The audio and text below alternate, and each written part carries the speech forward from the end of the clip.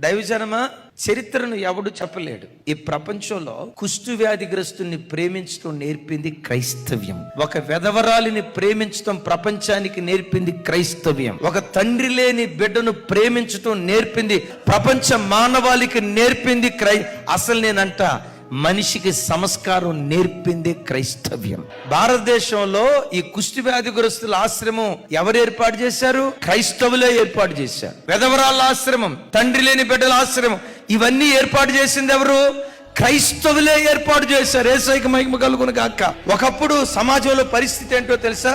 విధవరాలు వస్తుంటే విధవరాల ముఖం చూడకూడదు, అరిష్టం, విధవరాల ముఖం చూడకూడదు, అరిష్టమని విధవరాల్ని చిన్న చూపు చూసి ప్రక్కన పెట్టారు. కానీ నా దేవుడు ఏమి నేర్పాడో తెలుసా? తండ్రి అయిన దేవుని ఎదుట నిష్కలంకమైన భక్తి ఏదనగా విధవరాండ్రను, తండ్రి లేని బిడ్డలను వారి ఇబ్బందుల్లో పరామర్శించుటయే దేవుని ఎదుట నిష్కలంకమైన భక్తి.